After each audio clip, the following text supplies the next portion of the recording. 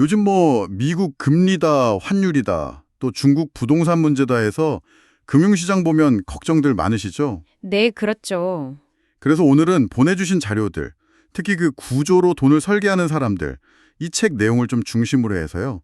이 불안한 시기에 어떻게 내 자산을 좀 지키고 키울 수 있을지 이걸 좀 깊게 파헤쳐 보려고 합니다. 아, 네, 좋은 주제네요. 핵심이 바로 구조에 있다고 하더라고요. 돈은 수익률을 따라가는 게 아니라 구조에서 나온다. 이 말이 되게 와닿았어요. 맞습니다. 그 구조라는 관점이 지금 같은 때 정말 필요한 것 같아요. 그렇죠.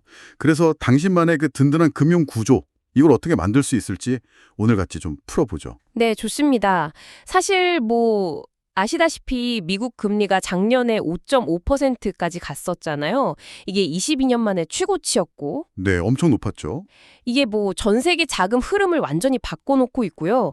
또 엔화 가치는 정말 30년도 더 된 최저 수준까지 떨어졌죠.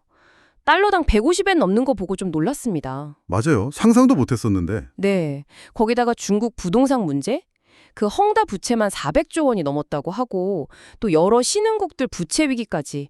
정말 뭐 하나 예측하기가 어려운 상황이죠. 정말 안개 속 같아요. 네, 그래서 이럴 때일수록 단기적인 뉴스에 막 흔들리기보다는 내 자산을 좀 단단하게 받쳐줄 구조를 짜는 게 중요하다. 자료들에서 다 그렇게 강조하고 있습니다. 그 구조. 이게 근데 단순히 뭐 계란 나눠 담듯이 분산 투자하라는 말하고는 좀 다른 느낌이더라고요. 자료에서 말하는 그 구조가 돈을 만든다. 이 철학이요. 조금 더 설명해 주실 수 있을까요? 어떤 개념일까요? 아, 네. 아주 중요한 포인트인데요. 단순 분산 그 이상이죠. 그러니까 수익률만 막 쫓아다니는 그런 투자자 마인드가 아니고요. 어떤 시장 상황이 와도 좀 버틸 수 있는 시스템을 만드는 그야말로 설계자 관점을 가져야 한다는 겁니다. 설계자 관점. 네. 대표적인 예시가 자료에도 나온 그 자산 피라미드 구조인데요. 자산을 그 역할, 기능에 따라서 세 계층으로 딱 나누는 방식이에요. 오, 피라미드요. 흥미로운데요. 어떻게 구성되나요? 네, 보시면 가장 아래 1층이죠. 여기는 안전자산층입니다. 그러니까 바로바로 쓸 수 있고 원금 손실 위험이 거의 없는 것들. 예를 들면 현금, 예금. 그리고 요즘처럼 금리가 좀 괜찮을 때는 단기 국채나 MMF 같은 것도 괜찮죠. MMF요? 아, 그 CMA형 비슷한 거. 네, 맞아요. 머니마켓 펀드. 아주 안전한 단기 채권 같은 데 투자하는 거죠. 그리고 자료에서는 비상 상황 대비해서 실물 현금도 조금은 갖고 있는 게 좋다고 하고요. 어쨌든 이 기반이 좀 튼튼해야 마음이 편안해집니다. 하긴 이 밑단이 튼튼해야 그 위에도 쌓을 수 있겠네요. 그럼 이 층은 뭐죠? 그렇죠. 이 층은 이제 완충 자산이라고 부릅니다. 말 그대로 충격을 완화해 주는 거죠.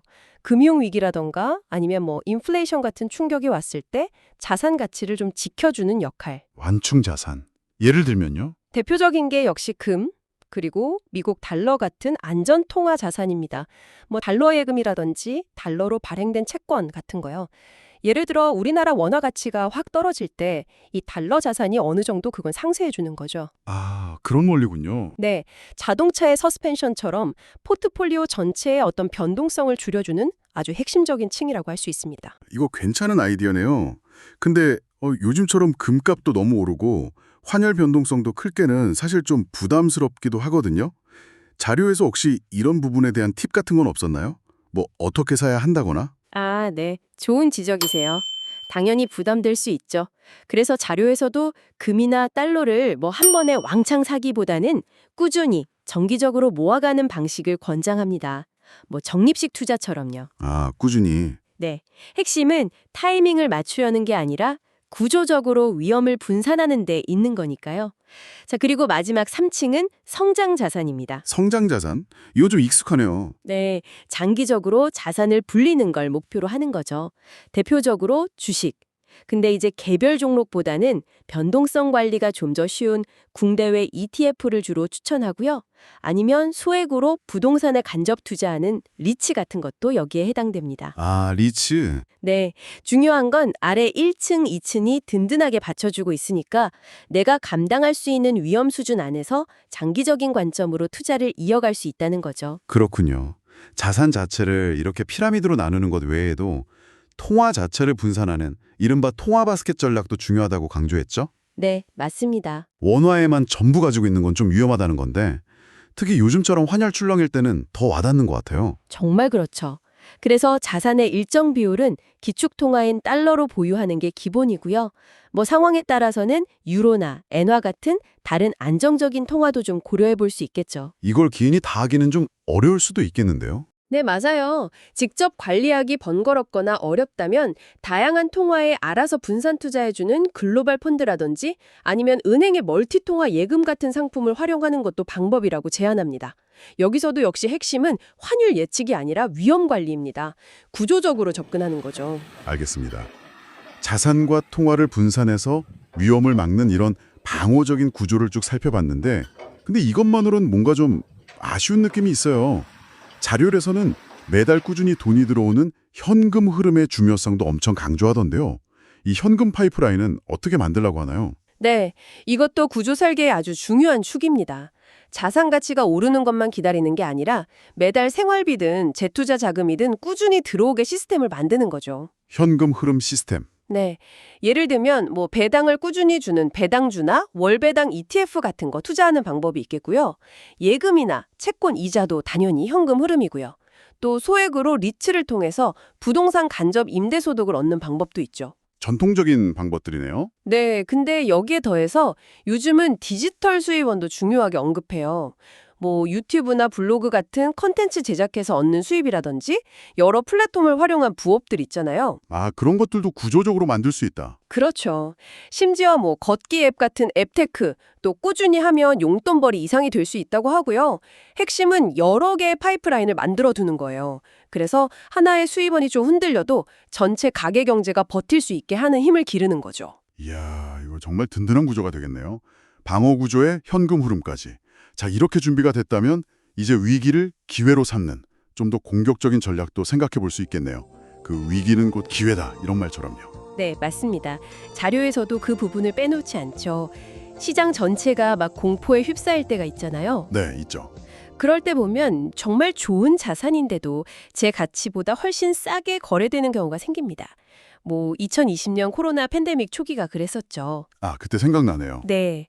중요한 건 앞서 말한 그 튼튼한 구조 위에서 이런 기회를 잡을 준비가 되어 있어야 한다는 겁니다.